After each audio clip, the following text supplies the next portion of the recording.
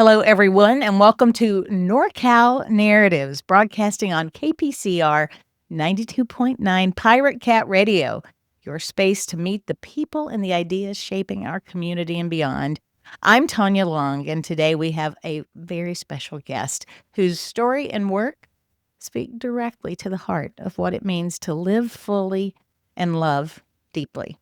So, Megan Lambert is an author, she's a coach, she's a speaker, and she is the creator of the Los Gatos Mamas Circle that happens this Thursday evening, 5 o'clock in Los Gatos. We'll talk a lot more about that. Can't wait to roll up our sleeves and dig in with Megan. She's the author of the best-selling book, Eros, The Journey Home.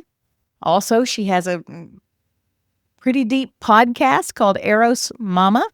So a lot of her focus is on motherhood, love, and we're going to dig into that definition of Eros and her being a passionate advocate for creating spaces where women, and especially mamas, can explore their stories.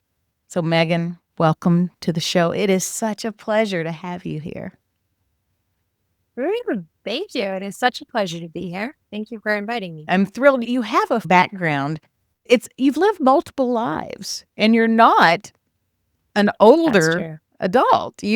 But you were a consultant, and then you were then completely different. You were a retreat leader in Bali. I've mentioned your best-selling author. Now you have 2 children under the age of 5, if I recall. So what was the thread that connected all those resets for you? Yeah, it's interesting. I think sometimes when I'm in the moment, I'm just following the pulse of aliveness or desire. And I'm like, I don't know what the thread is, right? It can seem random, but then when I look back, I'm like, oh, it's there, right? And so for me, a couple of threads have emerged. One is relationship. I've always been fascinated by the study of relationship and connection and what brings people together and how do we stay together. I joke my parents were divorced when I was little, and it's part trauma, part curiosity, but I studied that in university and in all of my personal life. I was studying relationship, men, women dynamics, masculine, feminine. And at the same time, I've been curious about this thread of leadership. So what kind of models of leadership do we need as the world is rapidly changing? I love it. And those were my 2 tracks in college. Didn't know how to make a living on the relationship one, so I went for the leadership one. Became a leadership consultant to Fortune 500 companies and worked with teams and leaders. But in the meantime, kept exploring partnership, sacred sexuality, intimacy. And then at some point, I just felt like these conversations around relationships were so deep and rich. And they were part of the big questions I wanted to ask. It's like, why are you here? Amazing. How do we come together? What's the world that we want to build together? And what's each of our unique roles in building that world? And I found the companies I was working with, they didn't necessarily want to go there, right? They wanted to figure out strategy and profitability. And so I left the corporate world, started my own life coaching business, and then moved to Bali because that's the hub of Eat, Pray, Love, personal transformation, deep dives, reset. Right. Yeah. So then I lived in Bali for 7 years, met my husband. He was also doing masculine, feminine work, leading yoga teacher trainings.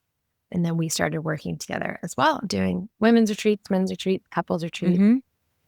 That's such... all of that. Yeah. Keep going. Yeah. So I would say we did a real deep dive in Bali on personal transformation. And then for me, I'm at another reset coming back. We're coming back to California, Santa Cruz. And a lot of my curiosity is like, how do you take the inner transformation and create outer change in the systems and structures we live in? And particularly around the climate crisis. That's the emerging part of me that's coming through. I hear you.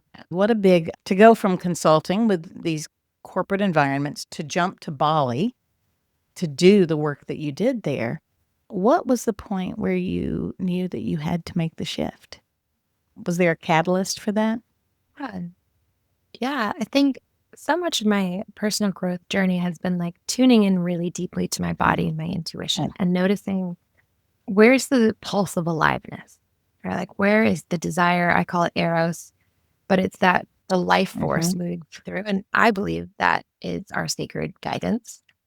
So at the time, I was living just north of San Francisco. I had quit my consulting job. Yep.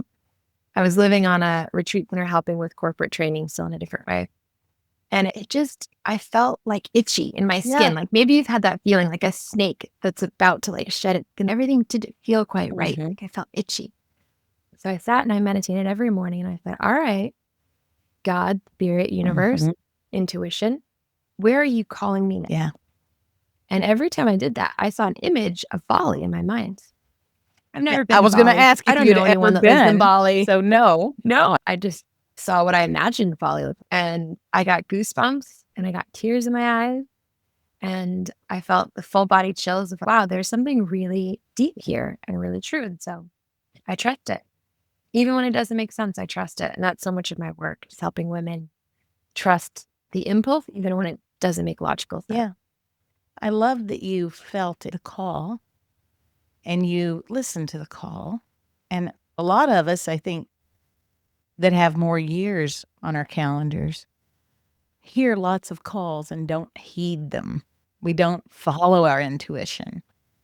Why do you think women, and maybe especially mothers, why do they struggle to trust their intuition and even their desires? Oh, such a good question. I think there's a number of layers. Okay. One is cultural conditioning. So you think about from the time we're little girls, right? We're taught to do what your parents said, follow the rules, follow authority over listening to what is naturally our desire that's rising, right? Stand in line, don't run on the playground, even if you want to.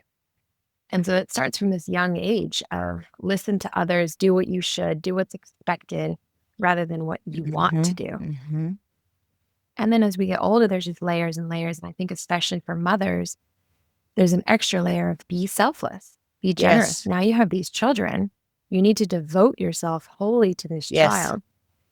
And so I think desire always feels selfish for women, right? Doing something for yourself, I think for women across the board will feel selfish. But for mothers, I think there's this extra layer. Don't abandon your kids. They need you. Yeah.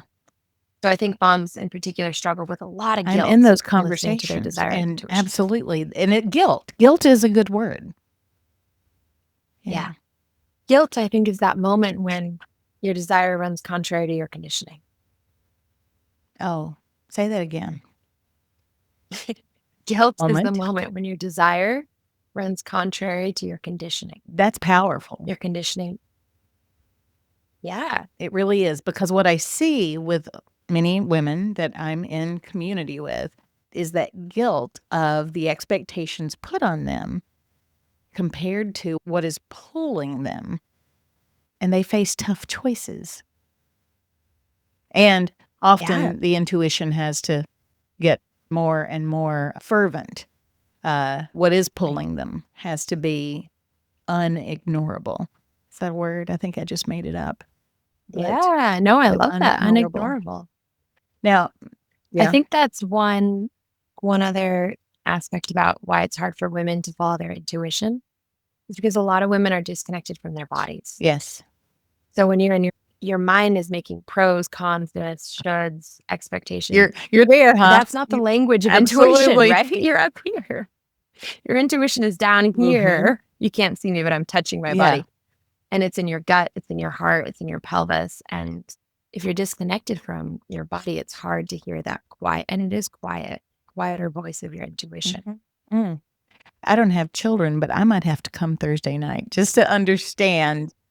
Right? I would love to see getting you in Thursday touch night. with your intuition and learning to hear that voice, allowing yourself to know that's a calling, I think it's something that, at least for me, I've had to be in practice about because it wasn't natural, because there were always the list in my head and the competing responsibilities for time. And I think for us to learn to hear those calls and follow our intuition is powerful for us to live our best lives.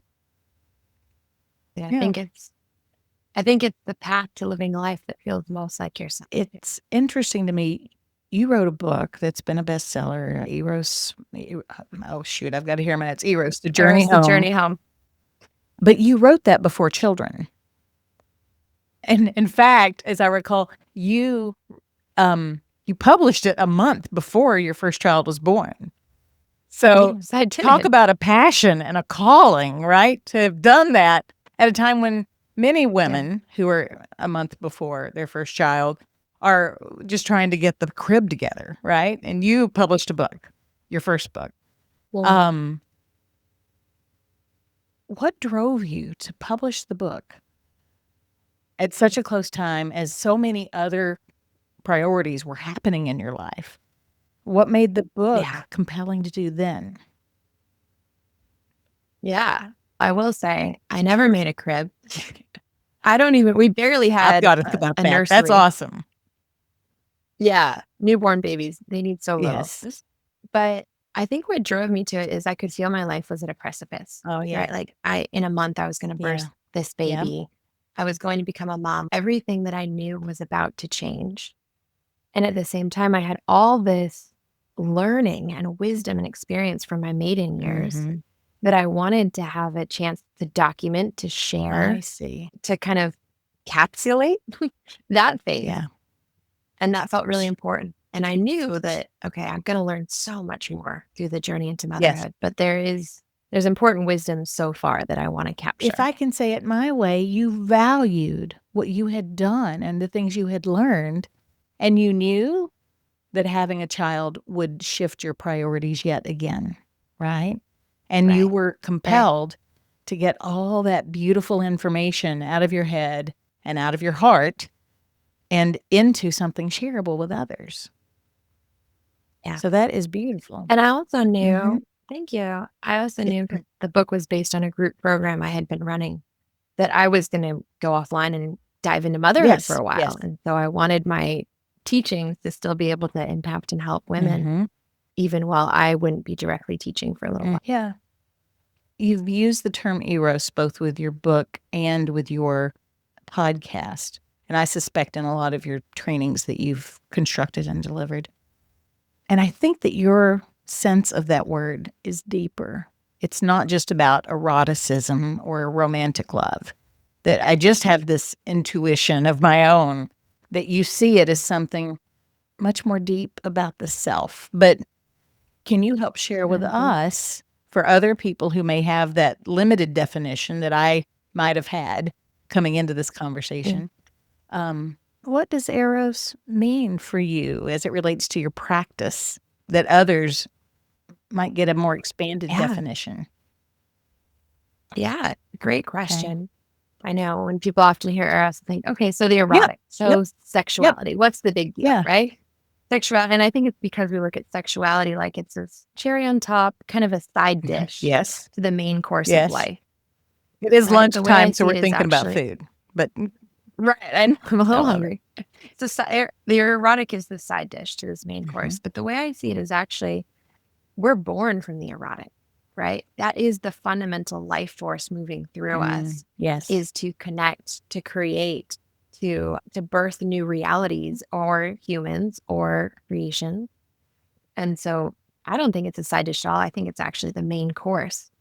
And by that, I mean, I think it's this divine energy that moves through us, that inspires us, that guides us, that is deeply rooted in the body and in our sensations and in our pleasure, but is so much bigger than just a thing on the side, right?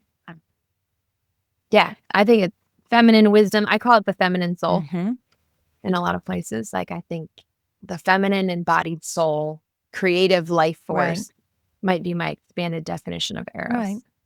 And like, it's one of those things that's hard to put words on, but you know when it's there, right? Yes. You can just see a woman, if she's like really connected to her Eros, like she's lit up and like her face glows and her life has this kind of magical quality. For someone that's not connected, if they're shut down or they're doing what they should or they're disconnected from their body, there's like a muted gray and white tone to her reality. So Eros is the thing that brings the color. I love it. Now, you talk about feminine energy, but something that I think is interesting and lovely. You are very pro-husband. You are very pro-husband. You've said remarkable things about him online. And so many men that I speak with are frankly a little intimidated by the thoughts of the feminine divine, by by conversations that they think women are going off into a coffee shop together to talk about feminine energy. And they're like, oh, it's overpowering. It's a little intimidating for them. Yet your public persona is very much about the power of you and your husband together. And it's beautiful to see that modeled for others. So you speak about the balance between masculine and feminine energy. What role does that energy play in relationships, and especially intimate relationships, as kids come in, as children come into the picture to interrupt that space? And I shouldn't say interrupt, but I don't have children, so I see it as, No, interrupt can be a right word. Okay, thank you. I thought that's probably not positive, but it's a disruption. Our children are born from the erotic, but can also really interrupt it. Yes, absolutely. I think zooming out, like if you look at nature, you need the masculine and the feminine aspect of a flower to make a fruit, to make a plant. Great example. Yes. Yeah. Right. It's not, the flower and just her feminine aspect is so powerful. It's without either of us, we can't move forward and create. And I think that's true inside of ourselves. Like, I think we all have masculine and feminine energy inside of us, regardless of our gender or agender.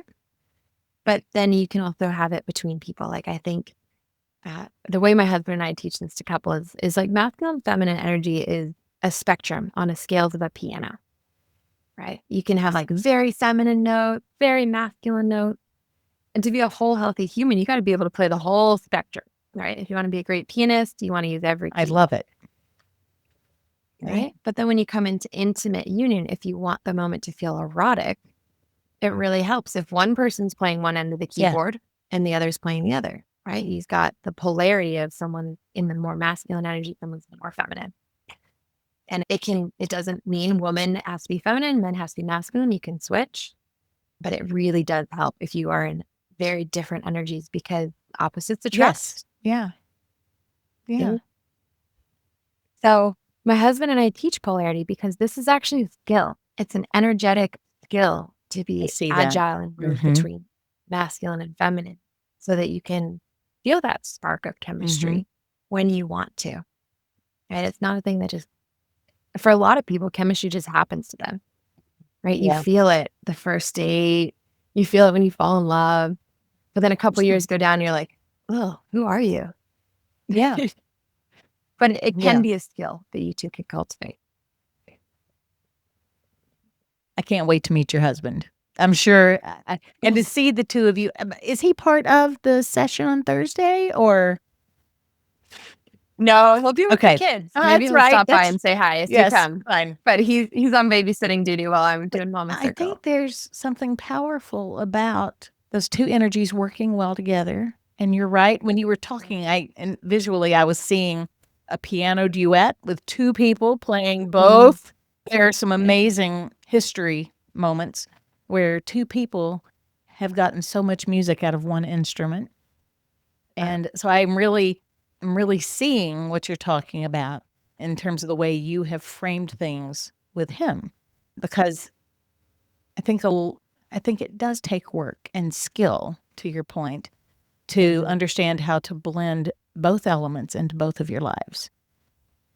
Yeah, absolutely. And for me, it's funny you say I'm pro-husband. I think there's so many gifts of men that we have neglected. And I think a lot of men feel that. Oh, they do. Right? There's been a lot of criticism of men. Because we haven't had balanced masculine and feminine energy. It's been very toxic masculinity dominated. And I think a lot of men feel personally criticized. But there's so much beauty in men. I love men. The generosity of their heart, that they want to serve, that they're so practical in the way that their minds think.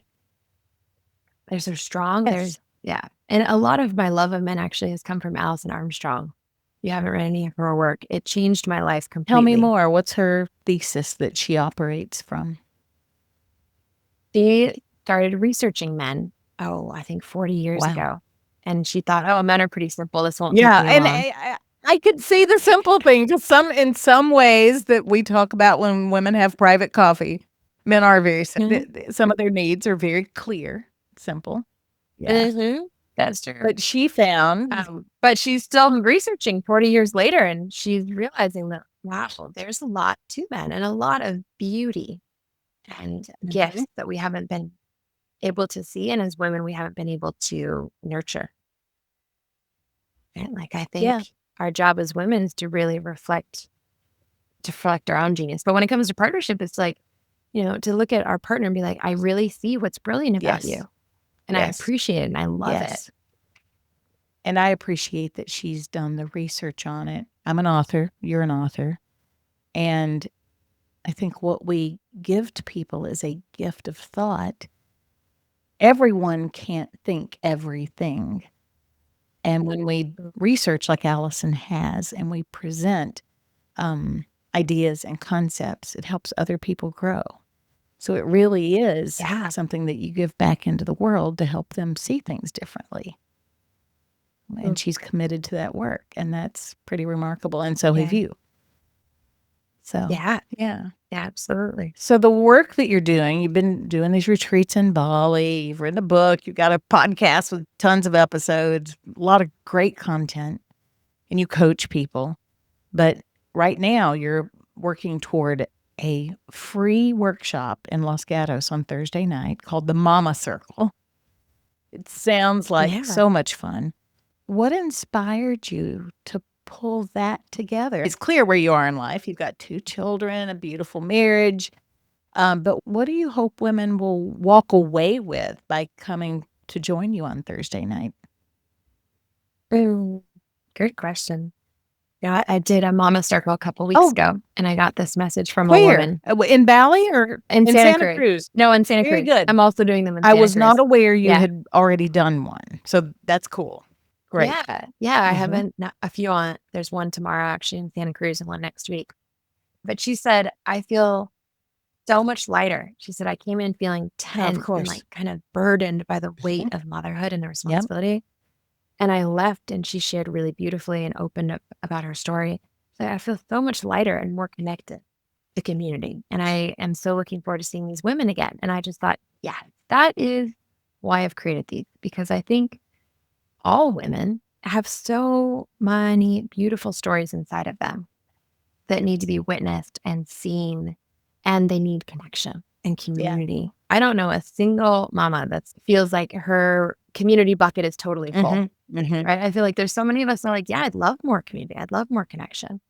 And so that's why I started these circles, is because I want women to feel seen, witnessed, honored, celebrated in their stories. All those things. And to connect with other women. And I want it too. I'm new to the area, and I can't wait to get to know more mamas here and more women. Yeah. I think one of the things, this goes back to our discussion on the word Eros, I think it might be a little intimidating for some people, simply because they don't know what's going to happen. They don't really know. So if you were saying, come visit with me, come join my tribe, what is this circle? What can someone who drops in on Thursday expect? Great question. You can expect a warm, welcoming environment. Of that I have friendly people. Yeah. Great food. We're going to have some snacks as well on Thursday. And the way I structure it is we each check in. We say, how are you feeling right now? And then each woman has 3 minutes to share. And I time that. And so you can share about highs, lows, struggles, whatever. No advice. There's plenty of advice out there. There's not a space for that. It's just a space to be seen and supported. And then after that, I open up for micro coaching. So if there's one mama that really has a spot she wants some coaching around, I'll work with her for about 10 minutes. And then the other women can jump in and add any reflections or celebrate anything beautiful that they saw in that woman's share. And that's totally voluntary. Yeah, of course. Nobody has to be coached. But it is so powerful because what the women will see is like their story is reflected in her story. Yeah. Right? And there's so many overlaps and parallels. So I love that little deep dive. And then we close up and we talk about what we got from the circle and what we're moving into the week with. Yeah. The power in that circle is everyone feeling seen. For me, what I see and what you've described is, when we stand as these pillars of strength alone, it's easy to It's easy to believe that you're the only one who is managing these things. But being in that kind of circle, such an appropriate name, you're able to see that other people are wrestling with the same life issues, the same chaos, the same desires to build more, and not feeling so alone when you see it in other people is powerful. So true. Yeah, I think about a redwood circle. Right? Those trees grow in a circle. And you think of it's individual trees, right? Yeah. But they're not under the ground. They're all connected. They're holding each other up and sharing nature. And I'm like, that's the analogy for this mama circle, right? Under the ground, all connected, sharing nutrients. I love holding each other up. The cathedral tree example. Are they amazing? They are. I sat in one and meditated about 6 or 7 months ago, a couple hours north of Bodega Bay. And it was just a remarkable. All my friends were off climbing the mountain. I was like, I'm fine. I'm here. When y'all come halfway back down, pick me up on this. It was a fire road that I found the tree on. But that tree is a beautiful metaphor. It's a real physical thing that occurs in nature when sequoias burn out and then they drop their cones and then they build. They grow up in a circle. And at some point they get damaged by fire or whatever. I think that's typically what creates the trees falling in place like they do and creating this crown that you can sit in. I climbed like 12 feet up and it was beautiful. Cool. Yeah, but talking about how they are one organism and women, not women, sorry, wrong way. They are one organism. They are all connected at the foundations is a powerful thing for people to recognize. So, right. I love it. Right. I think a lot of people can sometimes feel like a solitary tree out there trying to raise their family or do their business, but to come back to feeling that underground connection between us, I think is life-changing. 100%. I imagine that whether it's your private coaching or your group-based leadership that you do, I imagine that you've had some remarkable experiences where people have had major either aha moments or moving responses. So I'm curious, what are some of the things that people tend to come away with after they've spent time with you and others? Yeah, that's a great question. I think one of my favorite things, and say my job's not here to give advice. Of course. Right? You're a true coach really because you know that. Yeah. Thank you. Sometimes I like giving advice, but my deeper role is to help women remember themselves. Oh, so I had to help women remember themselves. I've interrupted you, but that's really important to help women remember themselves. That's beautiful. Keep going. Right. And to remember their own wisdom. And I had a coaching session the other day and she was a mama and she was worn out. She had her first baby and she just had felt so dry and disconnected from her sensuality. And I guided her through some different exercises to get connected. And she said, I feel like for the first time since having this baby a year and a half ago, I remembered who I was before motherhood. Oh, yeah. Like I feel like that kind of sexy, carefree maiden side of me that I really thought had been lost. She hadn't been lost. She had been waiting for your invitation. Right. And for the right container to emerge. Yes. In. That's just one example, but that's what I love helping women reconnect in is like lost parts of themselves. And let's bring it on home so that you have access to all these pieces of you. 100%. Beautiful. I love it. I'm sure there are people who will hear this on KPCR 92.9 Los Gatos. I'm sure there are people that will hear this and wish they could go on Thursday night, but can't make it. So if there are people out there who want to start that journey, do you have, we just said you didn't give advice, but do you have any advice? That's just the word I have on what is a practice that they could start now in their lives to enrich where they want to go and then find your next mama circle to join? That is such a good question. And a big one because it's so individual. It is. I would definitely say check out my book too, because you can look at, I have Eros, the Journey Home or Eros Mama. But if you're looking at Eros, the Journey Home, I would say just open the book and skim through the chapters and look at which one is really speaking to me, right? Am I feeling emotionally stuck? Okay, here's a practice. Do I want to reconnect with my desire? Here's a practice. Do I want to reconnect with my partner? Here's a practice. So I would have them look at the book and then almost read it like this menu where they can choose their own practice off the menu. That's great advice. And I'm going to say this. You're not trying to sell your book, because people like you and me, I'm just doing this for everybody else, people that write books that aren't like Brene Brown. We admire Brene Brown. But you and I aren't Brene Brown. What we wrote is a gift to others to as we talked about earlier, to get those thoughts that you've developed and curated through experience onto paper. So yeah, I've had people say, "Oh, you're trying to sell your book," and it's no, not really. I've not made a profit on. It's not a big money maker. No, not at all. But it is a calling card for what's important to us, what matters to us in leadership and in life, and it's us sharing with the world something really material. So I think it's great that your example of, if I can't get to Thursday night, what could I do to get started? There's a whole repository of ideas and suggestions in your book. So for $21.99 or whatever I don't remember I looked, and it's on Amazon, and we'll put it in the show notes, both of them. But it's a really great way to have something tangible, physical. That's what I love about books, that people can go to and say, I choose. And I like the way you said it's a menu. I'll choose this with that and that. Those are the things that are important to me now.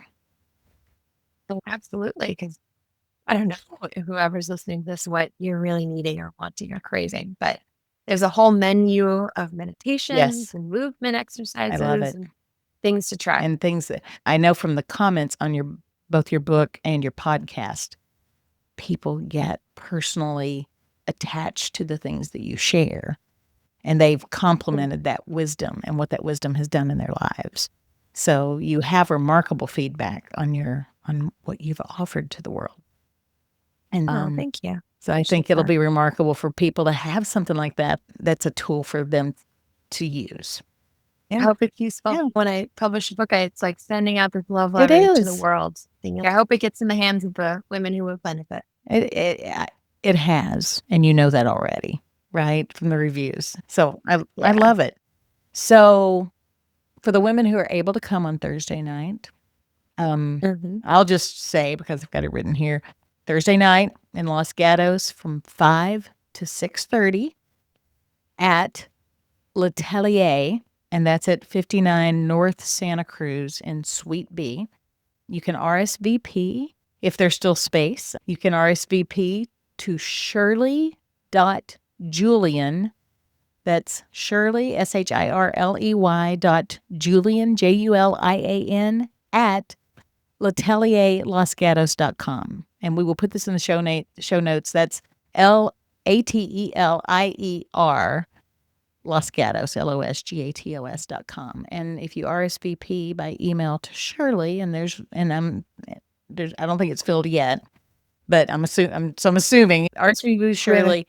That event on Thursday, what's your big hope happens on Thursday night with the women who are able to join you for conversation? I hope that we, first of all, have a lot of fun, a lot of laughter, a lot of joy. I feel like that's going to happen. Celebration. Yeah. I think so too. And that your heart cracks open a little bit. That you leave feeling a little more connected to your heart, a little more connected to your sensuality, your body, and trust in yourself. Yeah. And maybe with a few new friends. That's beautiful. All of it. I'm letting it sink in, because I might just have to show up as the only woman there without a child. You know what? I would love for you to show up, because also I'm sure you're mothering all kinds of things. This podcast, your book, your community. So you are also a mother. I am blessed. I get cards and I get flowers and I get calls and texts every Mother's Day. And so from different people. And I have some people that are really close in my life, and that they see that in me and in how I hold community with others. And I think it's an important distinction There are more and more women who are electing to not have children, or just haven't been in a position where it made sense to have children.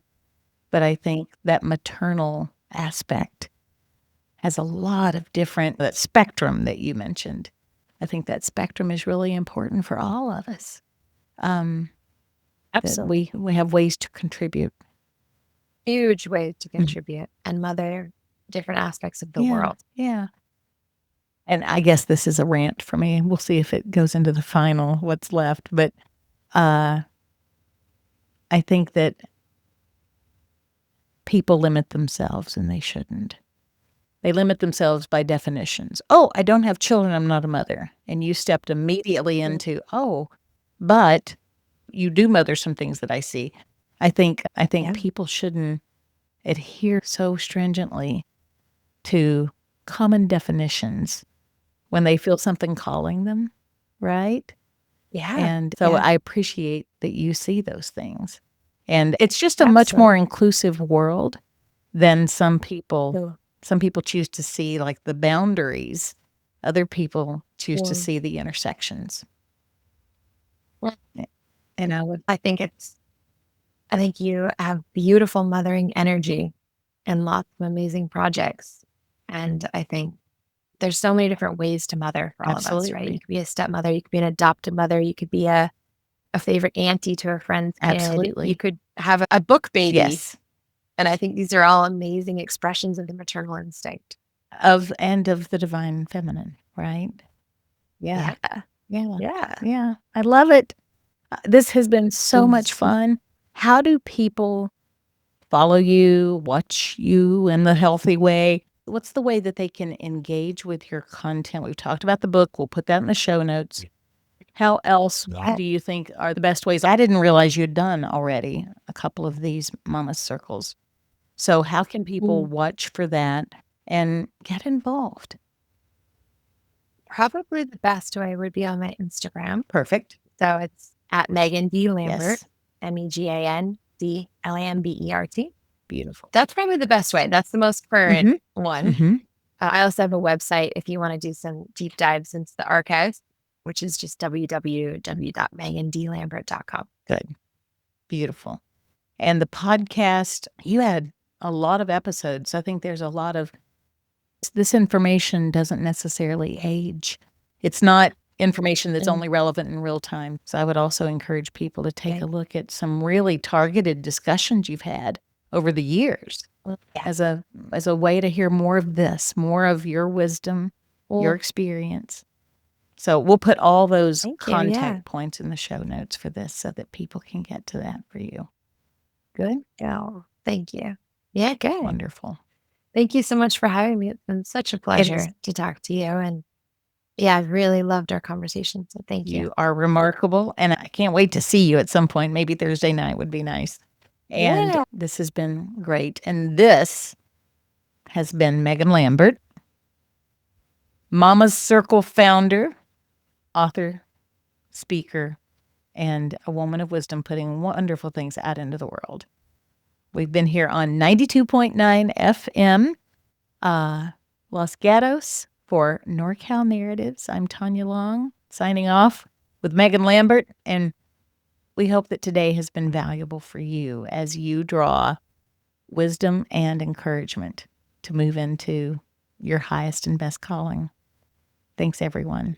Megan, thank you. Thank you. Thank you.